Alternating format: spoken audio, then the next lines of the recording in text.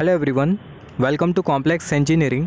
तो अभी हम लोग बात करने वाले कंपैरेटर के बारे में। तो ये जो कंपैरेटर है ये बहुत इंपॉर्टेंट है इसको समझना। अगर आपको स्मिथ ट्रिगर समझना है, IC 555 समझना है, तो जो कंपैरेटर है इसका जो कॉन्सेप्ट है आपका बहुत अच्छी तरीके से क्लियर होना चाहिए। और ये जो कंपैरेटर का जो कॉन्सेप्ट है वो एकदम सिंपल सा कॉन्सेप्ट है। यहाँ पर आप देखो, यहाँ पर हमने कंसिडर किया ये है ideal operational amplifier. Ideal op amp में क्या होता है, जो इनपुट रेजिस्टेंस होता है वो इनफाइनाइट होता है। यहाँ पर आप देखो, यहाँ पर हमने कंसिडर किया ये है इन्वर्टिंग टर्मिनल, और यहाँ पर ये हमने कंसिडर कर लिया नॉन इन्वर्टिंग टर्मिनल। और यहाँ पर आप देखो, यहाँ पर हमने कंसिडर कर लिया लिमिटर, और ये जो लिमिटर का जो वोल्टेज है वो है +V1, इसका जो वोल्टेज है वो है -V2, और यहाँ से हमें क्या मिलेगा, यहाँ से हमें मिलेगा आउटपुट वोल्टेज। यहाँ पर अगर हम लोग देखें, जो नॉन इन्वर्टिंग टर्मिनल पर हम लोग जो वोल्टेज जो देंगे वो होगा रेफरेंस वोल्टेज। यहाँ पर अगर हम लोग देखें, या फिर आप बोल सकते हो जो नॉन इन्वर्टिंग टर्मिनल पर जो वोल्टेज है उसको हमने कंसिडर कर लिया रेफरेंस वोल्टेज। Very important.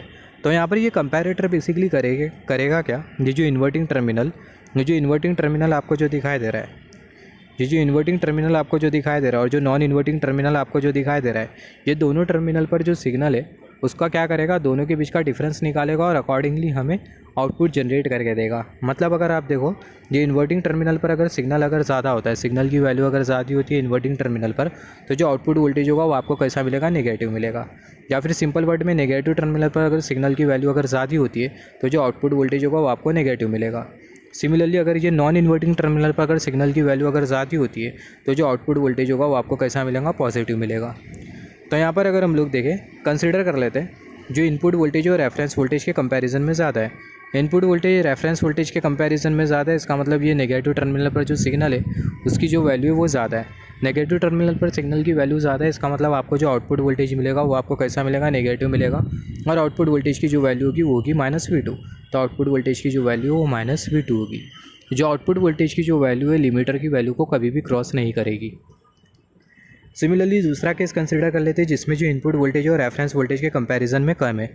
तो जब इनपुट वोल्टेज रेफरेंस वोल्टेज के कंपैरिजन में कम होगा, इसका मतलब ये जो रेफरेंस वोल्टेज है इस पर जो रेफरेंस वोल्टेज है इसकी जो वैल्यू वो ज़्यादा है। रेफरेंस वोल्टेज की वैल्यू ज़्यादा है, इसका मतलब ये नॉन इन्वर्टिंग टर्मिनल पर जो सिग्नल है वो ज़्यादा है।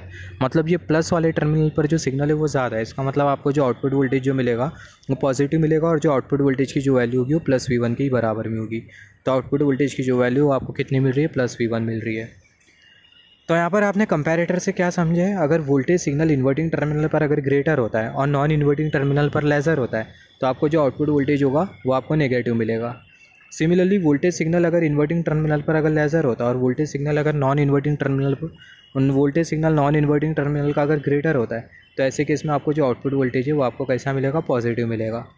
तो यहाँ पर आप देखो कंपैरेटर करता है क्या, जो कंपैरेटर होता है वो कंपेयर करता है। Comparator compares the two signal present at inverting terminal and non-inverting terminal and give result according to comparison। तो कंपैरेटर क्या करता है, जो इन्वर्टिंग टर्मिनल और जो नॉन इन्वर्टिंग टर्मिनल पर जो सिग्नल जो प्रेजेंट है उसको कंपेयर करने का काम करता है, और जो रिज़ल्ट है वो हमें अकॉर्डिंगली देता है कंपैरिजन के according.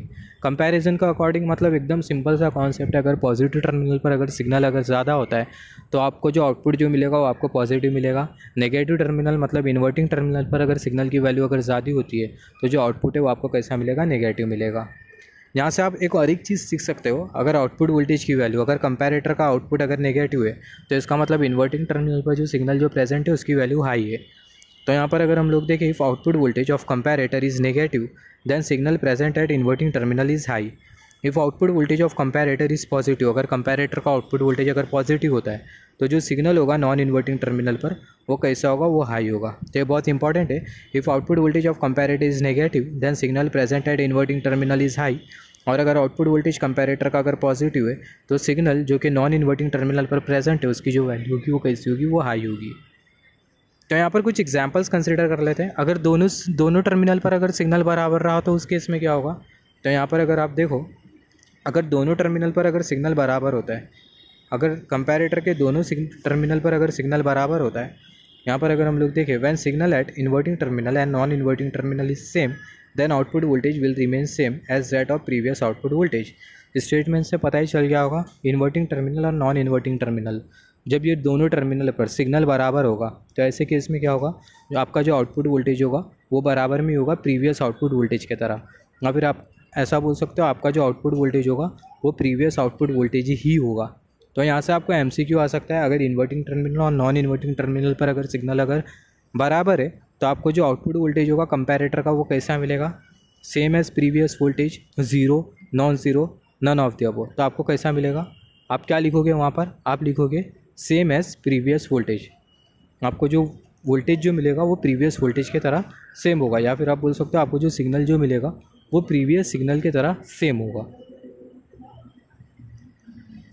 Once again repeating the statement, when signal at inverting and non-inverting terminal is same, then output voltage will remain same as that of previous output voltage।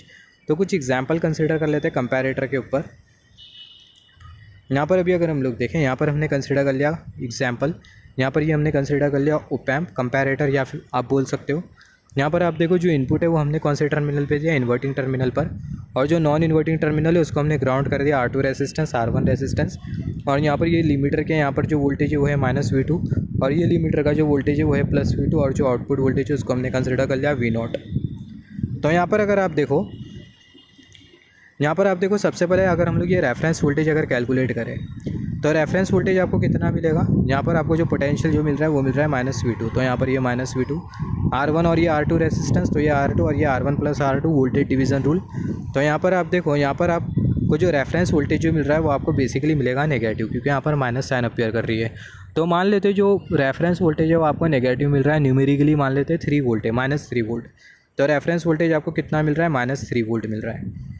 तो यहाँ पर आप देखो अगर इनपुट वोल्टेज की वैल्यू अगर -3 volt के comparison में ज़्यादा होती है, इनपुट वोल्टेज की वैल्यू अगर -3 वोल्ट के कंपैरिजन में ज़्यादा होती है, इसका मतलब होगा कि आपका जो इनपुट वोल्टेज होगा उसकी जो वैल्यू होगी वो हाई होगी, मतलब ये जो नेगेटिव टर्मिनल पर जो सिग्नल है उसकी जो वैल्यू है वो हाई है।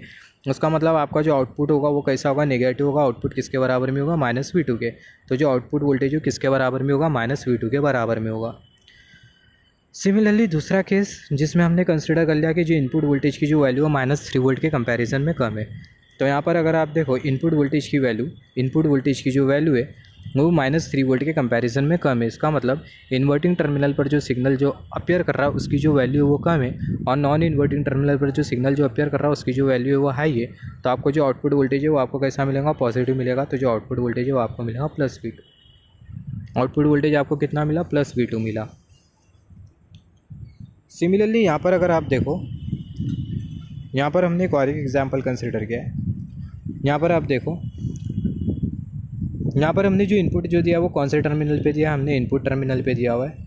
और यहाँ पर या फिर आप बोल सकते हो जो इनपुट है, sorry not input terminal, inverting terminal. तो जो इनपुट है वो हमने कौन से टर्मिनल पे दिया, जो इनपुट है वो हमने इन्वर्टिंग टर्मिनल पे दिया, और जो नॉन इन्वर्टिंग टर्मिनल है उसको हमने ग्राउंड कर दिया वाया दिस रेजिस्टेंस R2। और यहाँ पर हमने कंसिडर कर लिया R1 रेजिस्टेंस, यहाँ से आपको मिलेगा लिमिटर +V2, यहाँ से आपको लिमिटर मिल जाएगा -V2। तो यहाँ पर अगर आप देखो, यहाँ पर आपको ये रेफरेंस वोल्टेज फाइंड आउट करना होगा। ये रेफरेंस वोल्टेज आप कैसा फाइंड आउट करोगे, तो वोल्टेज डिवीज़न अगर आप अप्लाई करो, यहाँ पर आप देखो जो रेजिस्टेंस है V2 के साथ कनेक्टेड है, तो अगर आप वोल्टेज डिवीज़न अप्लाई करो तो जो रेफरेंस वोल्टेज होगा वो होगा V2, और यहाँ पर ये R2 और ये R1 + R2 का सम, V2 R2 और यहाँ पर ये R1 + R2। तो जो रेफरेंस वोल्टेज है वो आपको कैसा मिल रहा है, पॉजिटिव मिल रहा है। मान लेते हैं न्यूमेरिकली वो है +2 वोल्ट। तो जो रेफरेंस वोल्टेज है वो हमें न्यूमेरिकली मिल रहा है 2 वोल्ट।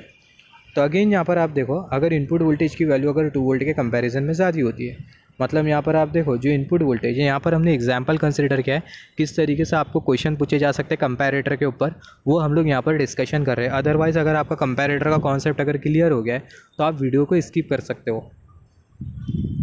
तो यहाँ पर अगर आप देखो जो इन्वर्टिंग टर्मिनल पर आपको जो सिग्नल जो दिखाई दे रहा है उसकी जो वैल्यू वो ग्रेटर है, इसका मतलब आपका जो आउटपुट होगा वो कैसा होगा, -V2 होगा। तो यहाँ पर आप देखो जो आपका जो आउटपुट है वो किसके बराबर में, -V2 के। सिमिलरली यहाँ पर आप देखो दूसरा केस कंसिडर करते हैं जिसमें जो Vi की जो वैल्यू होगी, इनपुट वोल्टेज की जो वैल्यू होगी 2 वोल्ट के कंपैरिजन में कम होगी। 2 वोल्ट क्या है, रेफरेंस वोल्टेज। तो यहाँ पर आप देखो जो Vi की जो वैल्यू 2 वोल्ट के कंपैरिजन में कम है, इसका मतलब जो रेफरेंस वोल्टेज जो है वो ग्रेटर है, रेफरेंस वोल्टेज ग्रेटर है। इसका मतलब आपको जो आउटपुट वोल्टेज जो मिलेगा वो आपको कैसा मिलेगा, आपको पॉजिटिव मिलेगा। आउटपुट वोल्टेज किसके बराबर में होगा, +V2 के बराबर में होगा। तो यहाँ पर आप देखो जो आउटपुट वोल्टेज है वो आपको कितना मिल रहा है, +V2 मिल रहा है।